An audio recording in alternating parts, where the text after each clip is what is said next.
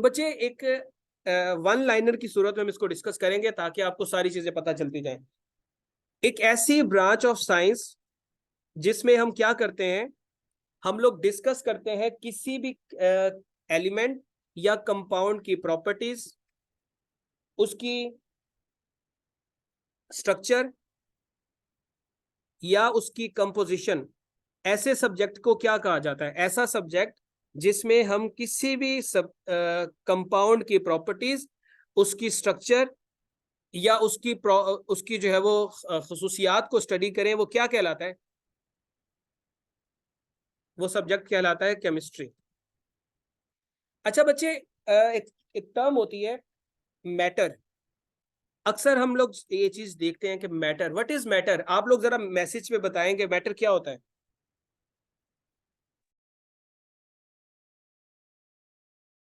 Matter के बारे में कहा जाता है ऐसी चीज, कोई भी ऐसी चीज, anything which occupies space and has मास। अगर किसी भी चीज का कोई मास हो और वो चीज स्पेस भी ऑक्युपाई करती हो तो उसको हम क्या बोलते हैं? उसको हम बोलते हैं matter. That thing is matter. ठीक है, कि जिसकी कोई स्पेस हो और जिसकी कोई मास भी हो। अब अगर वो, ये मैटर बनता किस चीज से है? ये मैटर बनता है एटम्स से। मैटर बनते होते हैं एटम के साथ। तो एटम क्या होता है? अगर मैटर एटम के साथ बनता है then what is atom? Atom क्या होता है बेटा? एटम स्मॉलेस्ट यूनिट होता है मैटर का। मतलब सबसे छोटा यूनिट किसी भी मैटर का जो है वो क्या होता है? वो आपका एटम होता है। मतलब एक एटम एटम ही होगा, लेकिन एक से ज्यादा एटम जब आपस में जुड़ते हैं तो फिर जुड़ के क्या बनाते हैं? आपका मैटर बनाते हैं। अब ये जो एटम होता है इसके अंदर कितने रीजन्स होते हैं? एटम के रीजन्स कितने होते हैं बेटा? एटम के दो मेजर रीजन्स होते हैं, टू मेजर रीजन्स होते हैं। एक रीजन जो आपका कंपोज होता है किसके ऊपर? वन रीजन आपका कंपोज होता है न्यूक्लियस के ऊपर, जिसको हम एटॉमिक न्यूक्लियस बोलते हैं। ठीक है, एटॉमिक न्यूक्लियस इसको हम बोलते हैं। एक आपका ये होता है।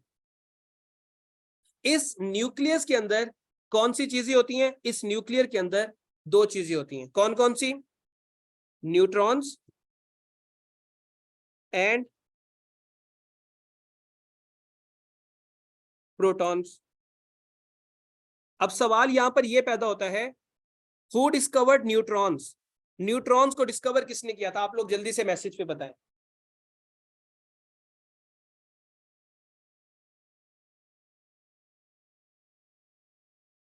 Who discovered neutrons? Neutrons discover किए थे जेम्स चैडविक ने। ठीक है, किसने डिस्कवर किए थे? जेम्स चैडविक ने। इसने न्यूट्रॉन डिस्कवर किया। ये बड़ा कॉमन एमसीक्यूज है जो कि आपसे पेपर में पूछा जाता है। Who discovered protons? प्रोटॉन्स को किसने डिस्कवर किया?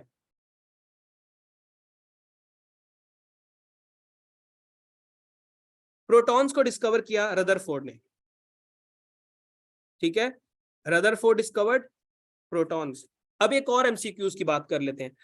जब हम बात करते हैं न्यूट्रॉन्स की, तो what is the charge of neutron? Neutron के ऊपर चार्ज कौन सा होता है?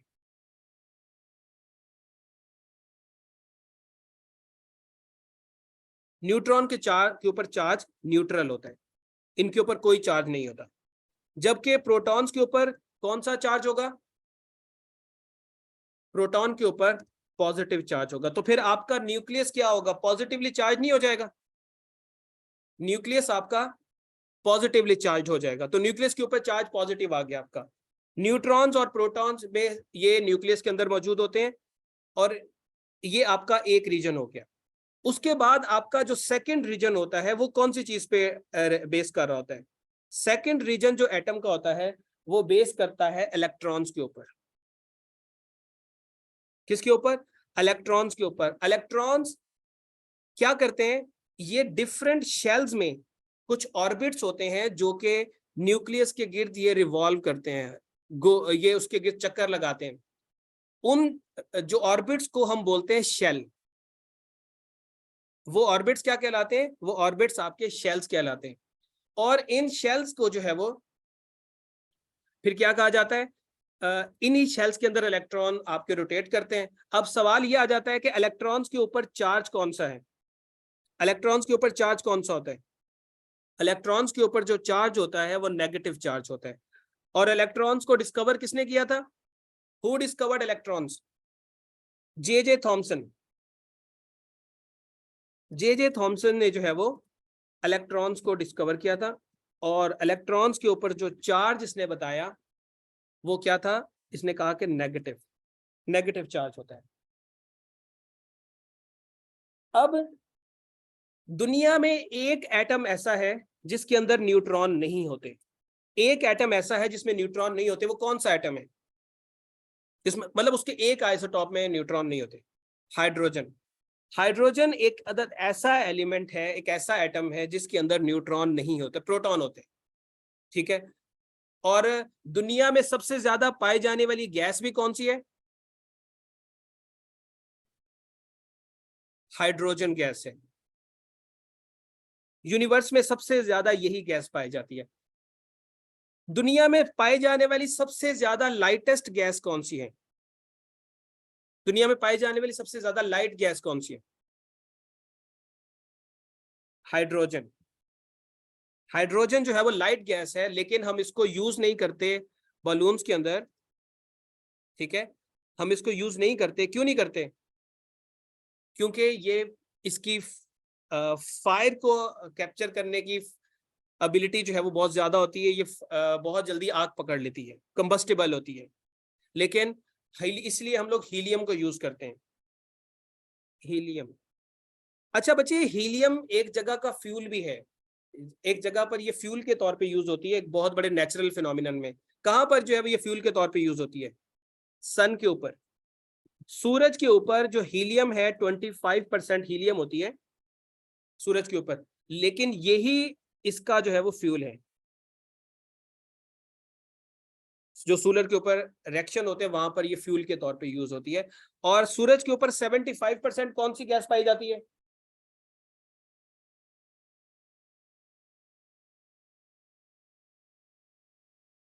सूरज के ऊपर 75% आपकी हाइड्रोजन गैस पाई जाती है। Hydrogen is 75%। अब नेक्स्ट चीज पे आ जाते हैं, हम वापस एटम में चलते हैं। एटम में बच्चे अभी हमने डिस्कस किया था न्यूट्रॉन और प्रोटॉन पे चार्ज सेम होता है या डिफरेंट होता है? Charge on protons and neutron same होगा या डिफरेंट होगा? दोनों पे डिफरेंट होता है। न्यूट्रॉन्स पे कोई चार्ज नहीं होता, प्रोटॉन्स पे पॉजिटिव चार्ज होता है। क्या इनका मैस भी डिफरेंट होता है या सेम होता है? इनका मैस सेम होता है। मैस इनका सेम होता है। इन दोनों का मैस तकरीबन 1.67 क्रॉस 10⁻⁻24। ये इसको कर देता हूं पहले से।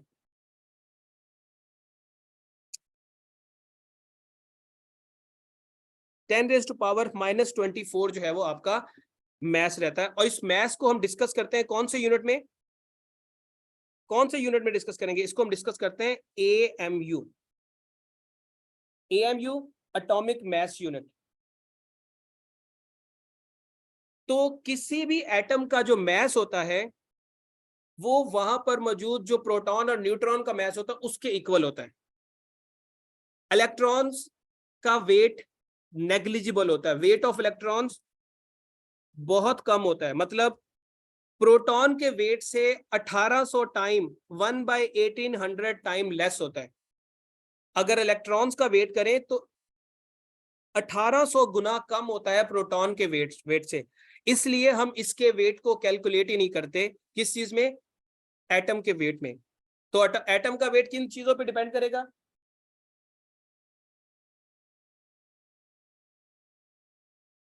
एटम का वेट किस पे डिपेंड करेगा? डिपेंड करेगा प्रोटॉन्स और न्यूट्रॉन्स के ऊपर। इलेक्ट्रॉन्स का वेट इसमें काउंट ही नहीं करते हम लोग। उसके बाद नेक्स्ट आ जाता है कितने परसेंट वॉल्यूम जो है वो एक एटम का खाली होता है, एटम का कितने परसेंट वेट खाली होता है?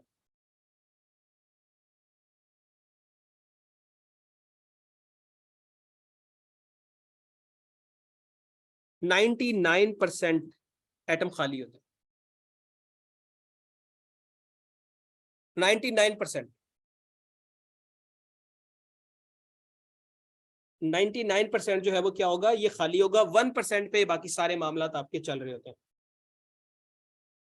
अब उसके बाद आगे बात करते हैं एटम्स की में। अगर हम बात करें तो नहीं चले, वो तो सेल के ऊपर आ जाएगी। उसके बाद नेक्स्ट कॉन्सेप्ट है बच्चे आपका एटॉमिक नंबर। एटॉमिक नंबर क्या होता है? एनीवन जल्दी से मैसेज पे टाइप करें, व्हाट इज एटॉमिक नंबर?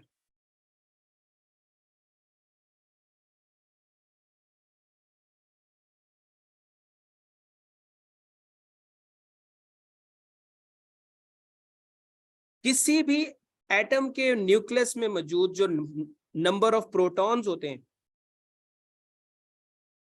किसी भी एटम में मौजूद नंबर ऑफ प्रोटॉन्स जो होते हैं उसकी तादाद को हम क्या बोलते हैं? उसकी तादाद को हम बोलते हैं एटॉमिक नंबर।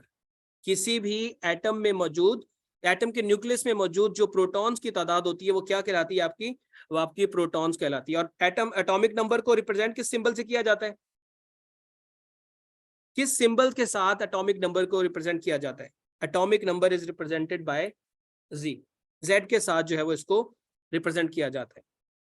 उसके बाद एटॉमिक मैस क्या होता है? एटॉमिक मैस नंबर, ये क्या चीज होती है?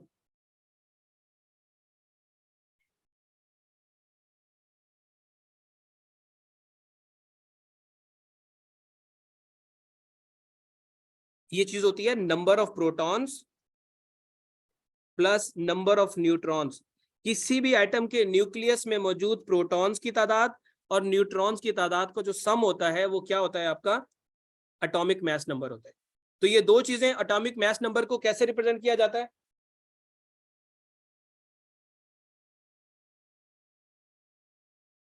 एटॉमिक मैस नंबर को हम ए से रिप्रेजेंट करते हैं, ठीक है। और ये चेंज होता है। इसी से मिलता जुलता एक कॉन्सेप्ट हम लोग देखते हैं। एक कॉन्सेप्ट होता है केमिस्ट्री के अंदर आइसोटॉप्स। What are isotopes?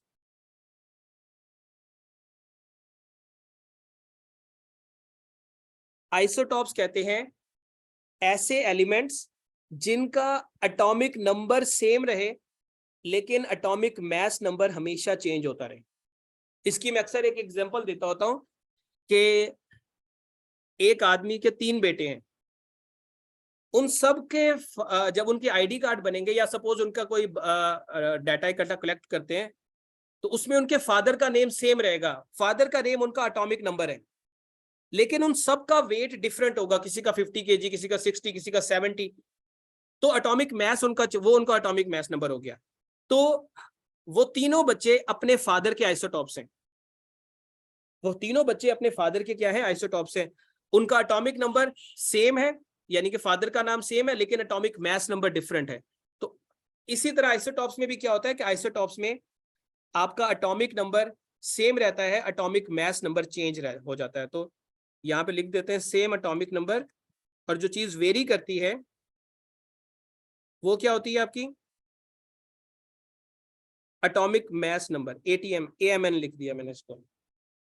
अब इसमें आइसोटॉप्स जो है वो, उनके बारे में थोड़ा सा हम देख लेते हैं।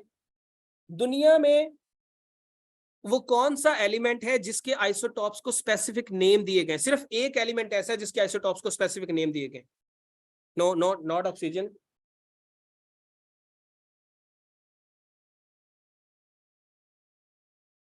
Hydrogen.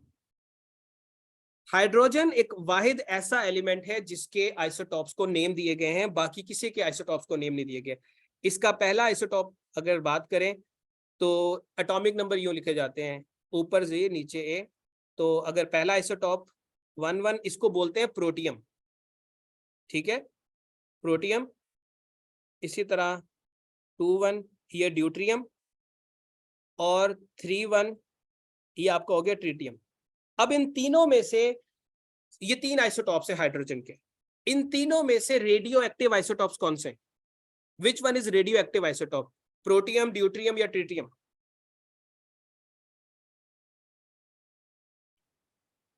Tritium is the isotope of hydrogen which is radioactive in nature. बाकी दोनों रेडियो एक्टिव नहीं है, ये जो है वो रेडियो एक्टिव आइसोटॉप है। कार्बन के आइसोटॉप 12, 13, 14, इनमें से रेडियो एक्टिव आइसोटॉप कौन सा है कार्बन के अंदर? C12, C13 या C14? C14। C14 जो है वो रेडियो एक्टिव आइसोटॉप है कार्बन का, ठीक है। यही इसी आइसोटॉप की मदद से जो आपके होते हैं क्रिमिनल इन्वेस्टिगेटर जो होते हैं, वो कार्बन डेटिंग की टेक्निक से जो है वो क्या करते हैं, कार्बन डेटिंग की टेक्निक से यूज करते हैं। आप किसी भी एलिमेंट की एज फाइंड करने की कोशिश करते हैं कि एलिमेंट कितना पुराना है, हाफ लाइफ फाइंड करने की, क्योंकि C14 आगे जाके कन्वर्ट हो जाता है नाइट्रोजन में। तो अभी इतना डीप जाने की जरूरत नहीं, बस आपने माइंड में रखना है कि ये जो है वो C14 इसका रेडियो एक्टिव आइसोटॉप होता है, और हाइड्रोजन में ट्रिटियम जो है वो इसका वो होगा रेडियो एक्टिव आइसोटॉप्स। ऐसा कौन सा एलिमेंट है जिसके सबसे कम आइसोटॉप्स हैं? Which element in this universe has least number of isotopes?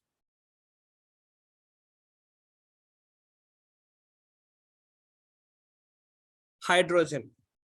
Hydrogen एक अदद ऐसा आइसोटॉप है, एक ऐसा एलिमेंट है जिसके सिर्फ 3 आइसोटॉप्स हैं। वैसे कार्बन के ज्यादा भी हैं, लेकिन मैंने सिर्फ 3 आपको लिखे हैं। इसके 3 आइसोटॉप्स होते हैं, और सबसे ज्यादा मैक्सिमम आइसोटॉप्स हैं 36। ये 2 एलिमेंट्स के कौन कौन से? एक सीजियम और दूसरा जिनॉन। सीजियम एंड जिनॉन, ये 2 अदद ऐसे एलिमेंट्स हैं जिनके आइसोटॉप्स 36 है, सबसे ज्यादा इन्हीं के पाए जाते हैं। अच्छा, एक मुझे ना एक चीज याद आ गई सडनली, हमारे एटमॉस्फेयर में 2 गैसेस बड़ी ज्यादा तादाद में पाई जाती है। सबसे ज्यादा मेजॉरिटी में कौन सी गैस पाई जाती है?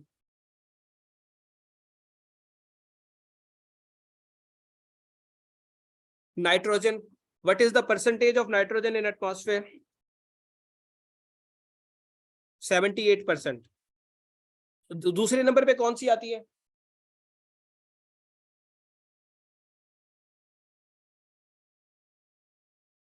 दूसरे नंबर पे आपकी ऑक्सीजन आती है, कितने परसेंट है? 21%। तीसरे नंबर वाले की रेशो छोड़ दे, सिर्फ ये बता दे तीसरे नंबर पे कौन सी आती है। जो पीएमएस वाले उनको पता होगा, उनको डिस्कस कर लिया था हमने लास्ट टाइम। ये आर्गन जो है वो 3rd नंबर पे आती है आर्गन। पेपर में जो सवाल आपसे तीसरे नंबर वाली का नहीं पूछा जाएगा, उसकी परसेंटेज का आपसे पूछा जाएगा कार्बन डाइऑक्साइड की क्या परसेंटेज है। What is the percentage of carbon dioxide in atmosphere? 0.038%। ये जो है वो कार्बन डाइऑक्साइड की इतनी अमाउंट जो है वो आपके ऊपर पाई जाती है। उसके बाद बच्चे, आइसोटॉप्स 2 तरह के होते हैं, एक होते हैं स्टेबल और एक होते हैं अनस्टेबल आइसोटॉप्स। इन दोनों में से कौन से आइसोटॉप्स रेडियो एक्टिव नेचर के होते हैं, स्टेबल या unstable? Which kind of isotopes are radioactive in nature, stable या अनस्टेबल? अनस्टेबल आइसोटॉप्स जो होते हैं आपके, वो क्या होते हैं? रेडियो एक्टिव नेचर के होते हैं। उसके बाद आपका बच्चे नेक्स्ट आ जाता है मॉलिक्यूल। क्या होता है बेटा? What is molecule?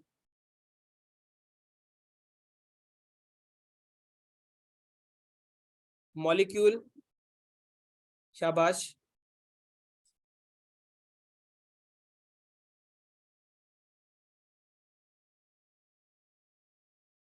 इनको 2 और मोर देन 2 एटम्स, 2 और मोर देन 2 एटम्स जब ज्वाइन करते हैं तो क्या बन जाते हैं? वो मॉलिक्यूल्स बन जाते हैं। When 2 or more than 2 atoms join together, they form a molecule. For example, hydrogen के 2 एटम हाइड्रोजन मॉलिक्यूल हो गया। ऑक्सीजन के 3 जो हो गए वो क्या हो गया आपका? ओजोन। तो ये ओजोन का मॉलिक्यूल हो गया, ठीक है। What is compound? कंपाउंड क्या होता है केमिस्ट्री के अंदर?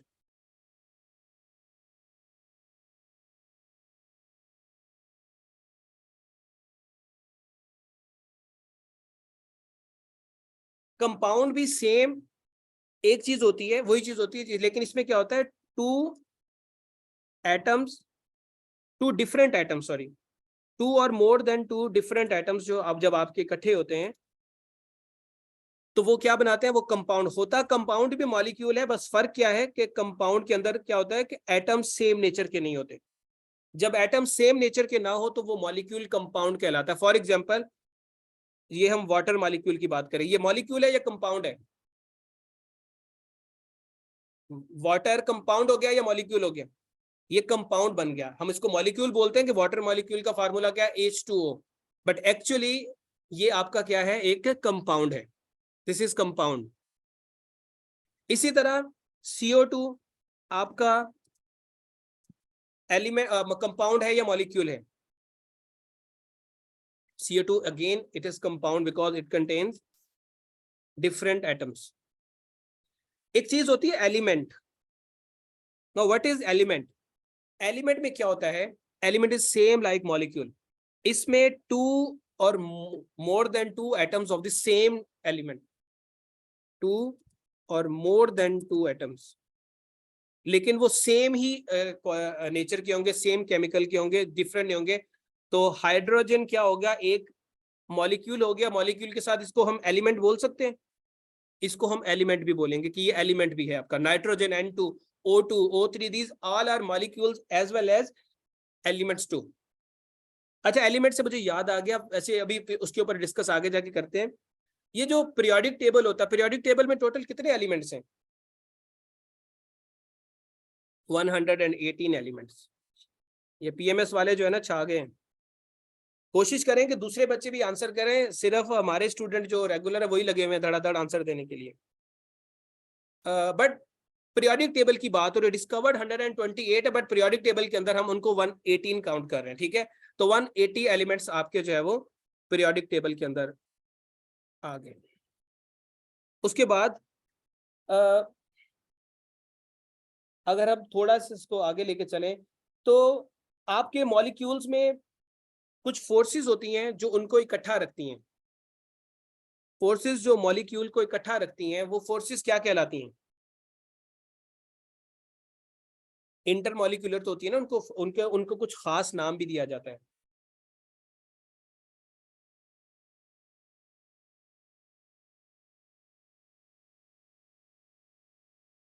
केमिकल बॉन्ड्स, उनको केमिकल बॉन्ड्स, ठीक है, इंटरमॉलिक्यूलर फोर्सेस होती हैं, जाहिर सी बात है, लेकिन उसमें इनको जो स्पेसिफिक नेम आपने यूज करना है दैट इज केमिकल बॉन्ड, उनको chemical bond. Compounds, different compounds को इकट्ठा रखने के लिए दो तरह के केमिकल बॉन्ड्स यूज होते हैं। नॉर्मली दो तरह के होते हैं, एक कोवेलेंट कोवेलेंट बॉन्ड्स और दूसरे आपके आयनिक। फिर आगे इनको फर्दर केमिस्ट्री में तो फिर आप जितना मर्जी इनको घसीटना चाहें घसीट लें, लेकिन नॉर्मली हम इन्हीं दो में कैटेगराइज करते हैं। कोवेलेंट बॉन्ड में क्या होता है, आपसे इसकी स्ट्रक्चर नहीं पूछी जाएगी, ये कैसे बनता है ये नहीं पूछा जाएगा, बस पूछा जाएगा इसमें होता क्या है। कोवेलेंट बॉन्ड के अंदर आप क्या करते हैं, शेयर इलेक्ट्रॉन्स, इलेक्ट्रॉन्स को शेयर करते हैं, ठीक है, शेयरिंग ऑफ इलेक्ट्रॉन्स होती है।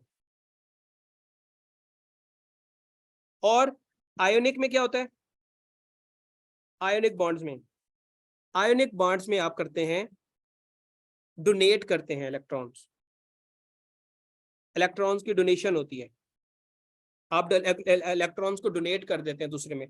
तो आपसे एमसीक्यूज जब भी पूछा जाएगा तो यही पूछा जाएगा कि कोवेलेंट बॉन्ड्स में कौन सा फिनोमिनन होता है, you simply have to write यहाँ पर इलेक्ट्रॉन्स शेयर होते हैं। और अगर पूछेगा आयनिक बॉन्ड्स में तो आपने कहना जी सिंपली इलेक्ट्रॉन्स डोनेट होते हैं, इससे ज्यादा वो आगे जाएगा नहीं आपसे कि बताओ जी ये बनते कैसे हैं या इसके अंदर कौन सी जो है वो डाइपोल मूवमेंट क्या होती है, इस तरह की फोर्सेस आपसे डिटेल में नहीं जाएगा। वो केमिस्ट्री के बच्चे जिन्होंने केमिस्ट्री का लेक्चरर का पेपर देना वही तैयार करें। उसके बाद इंसान की बॉडी में कितने % ऑक्सीजन होती है?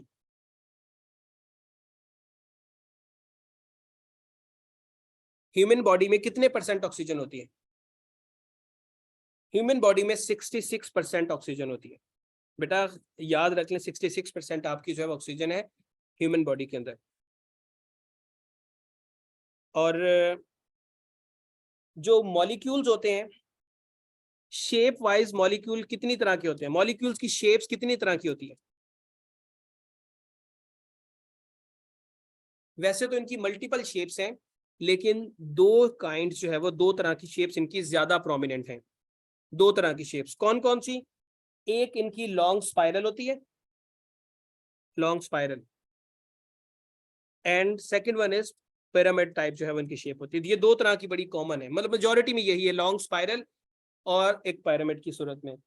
अच्छा बच्चे, एक मुझे याद आ गया स्पाइरल से, स्पाइरल एक और चीज की शेप भी होती है इस यूनिवर्स के अंदर, वो क्या चीज होती है?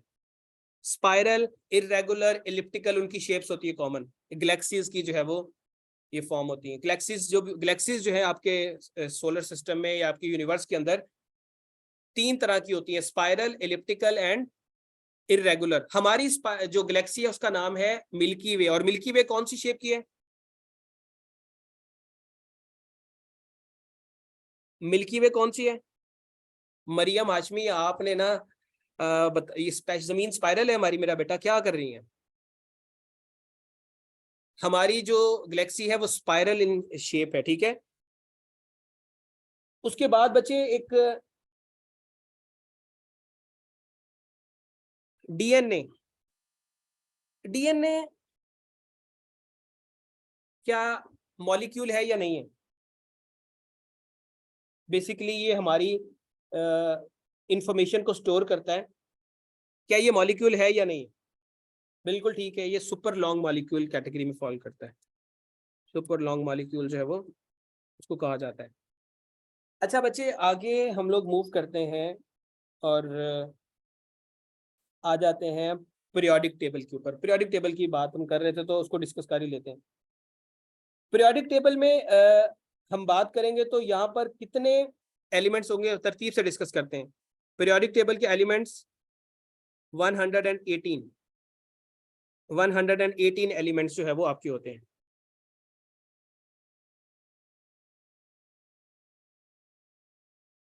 ठीक है, पीरियोडिक टेबल में कितने एलिमेंट्स होते हैं? 118।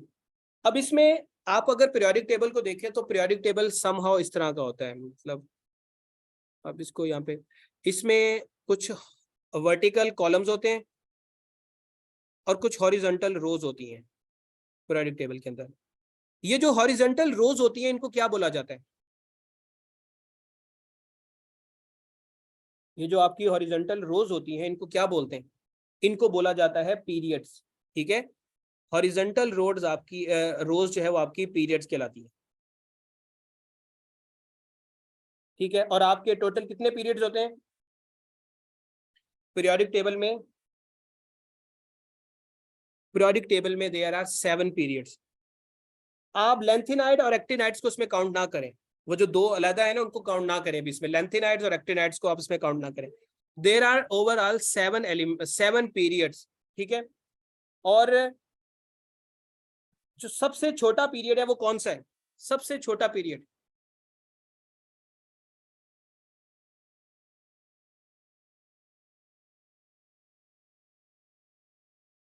आपके, सबसे छोटा पीरियड कौन सा होता है? सबसे छोटा पीरियड आपका फर्स्ट पीरियड होता है। First period is the shortest. इसमें टोटल कितने एलिमेंट होते हैं? इसमें टोटल 2 एलिमेंट्स होते हैं। कौन कौन से? एक तो हाइड्रोजन हो गया, दूसरा कौन सा होता है? विच वन इज सेकेंड? दूसरा आपका हीलियम।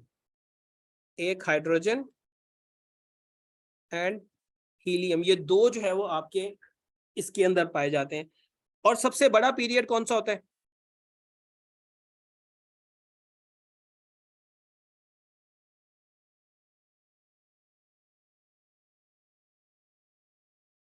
सबसे बड़ा जो है वो सिक्स्थ जो होता है वो सबसे बड़ा होता है। सिक्स्थ जो है वो सबसे बड़ा, इसके अंदर 32 एलिमेंट्स आपके होते हैं। अच्छा, यहाँ पर हम एलिमेंट्स कह रहे हैं, मॉलिक्यूल्स के, मॉलिक्यूल्स क्यों नहीं कह रहे?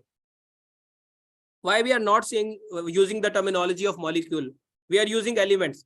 क्योंकि ये सारे के सारे सेम एटम से मिलके बने हुए, सारे के सारे सेम एटम से मिलके बने हुए, that's why we are using the term elements. उसके बाद बच्चे, ये जो वर्टिकल लाइंस होती हैं इनको क्या बोलते हैं? ये जो आपकी वर्टिकल लाइंस, वर्टिकल कॉलम्स लगाए थे, वर्टिकल कॉलम्स आपके कहलाते हैं ग्रुप्स। हॉरिजॉन्टल लाइंस क्या कहलाती हैं? अच्छा बच्चे, जैसे आपके 30 मिनट्स पूरे होंगे तो हम एक क्विक रिवीजन करेंगे, जिसमें मैं आप लोगों से कुछ सवाल पूछूंगा और आप लोगों ने इसके आंसर नीचे टाइप करने हैं। 2 मिनट आपके पास है, उसके बाद फिर हम लोग देखेंगे। वर्टिकल कॉलम्स को हम बोलते हैं ग्रुप्स। और टोटल कितने ग्रुप्स होते हैं आपके पीरियोडिक टेबल में? सॉरी, कितने ग्रुप्स हैं आपके? टोटल 18 ग्रुप्स हैं। अब आपसे सवाल ये पूछेगा एग्जामिनर कि नोबल गैसेस का ग्रुप कौन सा है?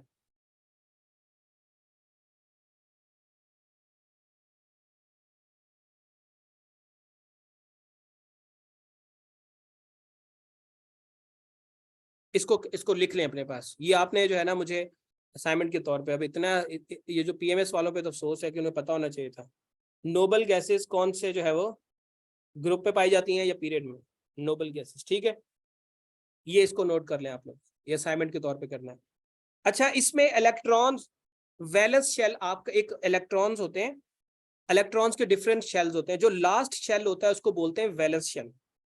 लास्ट शेल जो है वो आपका वैलेंस शेल कहलाता है। अब कौन से ग्रुप में वैलेंस शेल कंप्लीट होता है, मतलब कंप्लीट होता है वैलेंस शेल?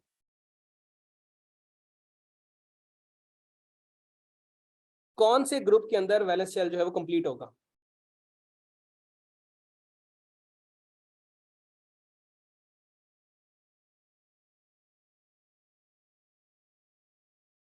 जो आपका लास्ट जो आपका लास्ट ग्रुप होता है, वहां जो है वो वैलेंस शेल आपका कंप्लीट होता है। और कौन सा ऐसा है जिसमें वैलेंस शेल में सिर्फ एक इलेक्ट्रॉन होता है?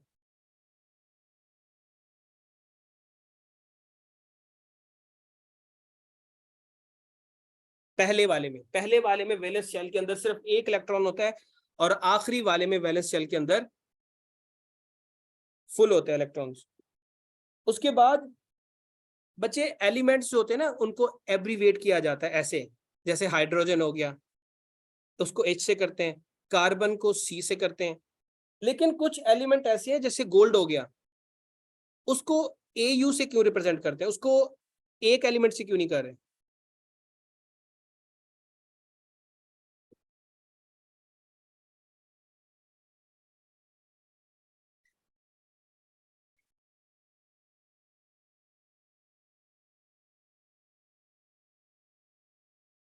ये कंपाउंड नहीं है, क्योंकि बहुत सारे ऐसे हैं उनकी एब्रीवेशन आपस में ओवरलैप कर जाती है। तो इनको फिर लैटिन लैंग्वेज पे जो है ना, लैटिन लैंग्वेज में जो नाम इनका वो होता है, उसकी वजह से इनको जो है वो हम, क्योंकि एक ही अल्फाबेट के दो एलिमेंट हो जाते हैं, तो फिर उनको सेपरेट करने के लिए आप क्या करते हैं, आप उनकी जो है वो लैटिन लैंग्वेज में जो नाम होता है, मतलब गोल्ड को AU से इसलिए करते हैं बिकॉज लैटिन लैंग्वेज में इसको ऑरम बोलते हैं, तो AU वहां से आ गया। AU जो है वो आपका वहां से आपका आ गया, इसलिए जो है वो इसको इस तरह लिखते हैं। पीरियोडिक टेबल को इन्वेंट किसने किया था? Who invented periodic table?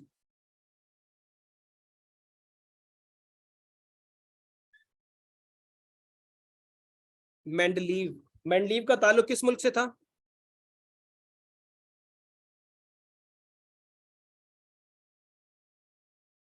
Mendeleev ने जो है वो पीरियोडिक टेबल को इन्वेंट किया। तो इसका ताल्लुक किस मुल्क से था? इसका ताल्लुक था रशिया से, ठीक है।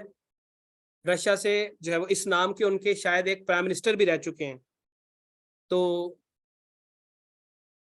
ये जो है वो रशिया रशिया से थे, इन्होंने जो है वो पीरियोडिक टेबल को अरेंज किया 1869 में। अच्छा बच्चे, आप लोगों ने एक असाइनमेंट लिखनी है। असाइनमेंट ये है कि पाकिस्तान के अंदर एक बच्चे ने वर्ल्ड रिकॉर्ड कायम किया था टाइम, इसको पीरियोडिक टेबल को अरेंज करने का, वेरी क्विकली। तो उसका नाम आपने पढ़ के आना है कि वो क्या नाम था उस बच्चे का, जिसने जो है वो पीरियोडिक टेबल को, सिंध से था, इतना बता दो, सिंध से तो बच्चा था। उसने जो है वो पीरियोडिक टेबल को एक लिमिटेड टाइम में जो है वो उसने किया था। तो कितने टाइम में किया था और उसका नाम क्या है, ये आपने याद रखना, और क्या उसका नाम Guinness book of world record में है या नहीं है, ये भी आपने बताना है। अच्छा बच्चे, एक एलिमेंट पीरियोडिक टेबल में ऐसा है जिसका नाम किसी मुल्क के ऊपर रखा हुआ है, कौन सा एलिमेंट है?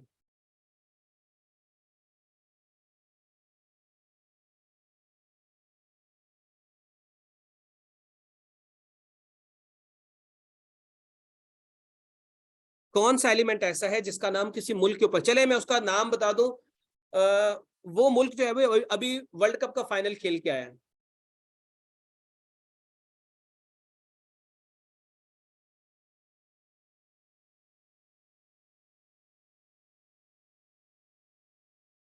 अर्जेंटीना। अर्जेंटीना जो मुल्क का नाम है, एक्चुअली अर्जेंटीना का नाम इस अर्जेंटीना के नाम की वजह से जो है वो एक एलिमेंट है अर्जेंटम।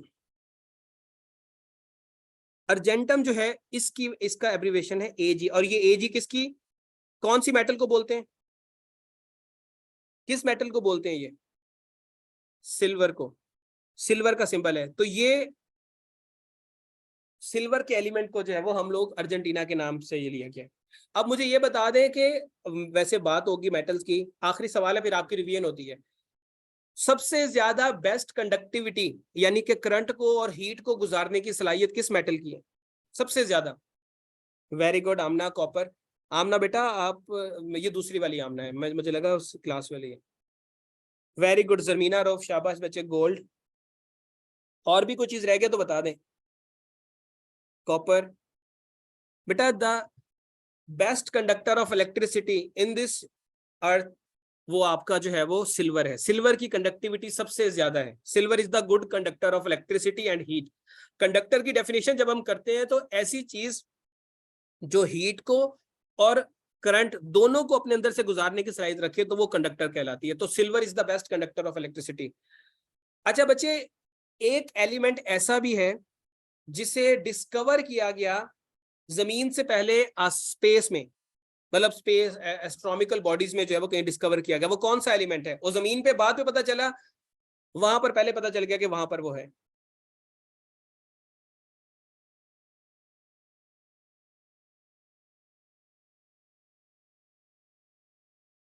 हीलियम।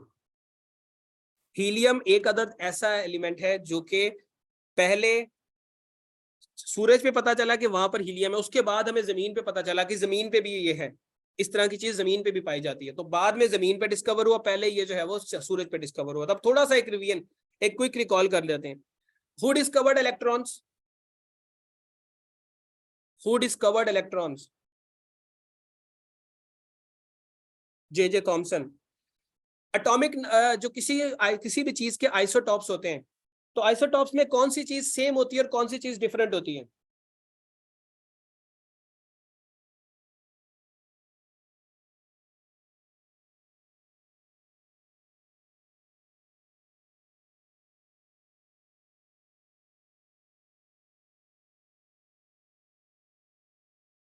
ठीक है, एटॉमिक नंबर सेम होता है, एटॉमिक मास नंबर चेंज होता है।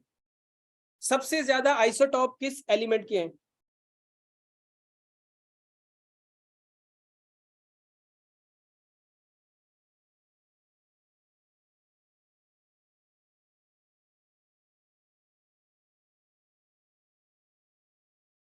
सीजियम एंड ज़ेनॉन का। सबसे कम किसके हैं?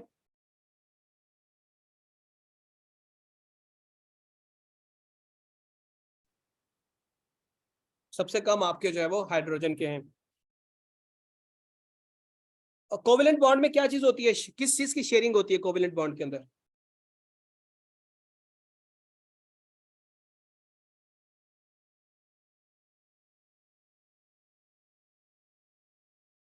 कोवेलेंट बॉन्ड के अंदर इलेक्ट्रॉन्स शेयर होते हैं। और डोनेशन किस में होती है?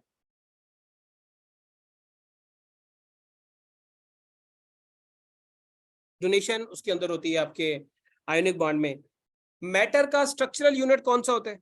Structural unit of matter, atom, matter sorry, उसका एटम होता है। एटॉमिक थ्योरी किसने दी थी? Who propounded the theory of atom?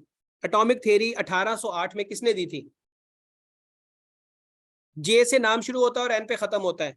Atomic mass unit को उसका नाम भी बोलते हैं, कि उसको उसका नाम भी कह सकते हैं आप, जॉन डाल्टन। जॉन डाल्टन जो है उसने एटॉमिक थ्योरी दी थी, और एटॉमिक मास यूनिट को आप डाल्टन भी बोलते हैं। आप बाजुकात केमिस्ट्री लैब्स के अंदर एएमयू को लोग डाल्टन भी लिखते हैं, कि डाल्टन जो है वो भी एटॉमिक मास यूनिट के इक्वल ही कंसीडर होता है। उसके बाद बच्चे आपका नेक्स्ट आ जाता है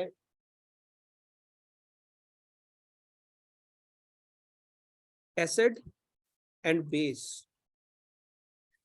एसिड क्या चीज होती है? एसिड ऐसी चीजें जो टेस्ट में सौर हो, मतलब खट्टी हो, मतलब थोड़ी तुरश हो टेस्ट में।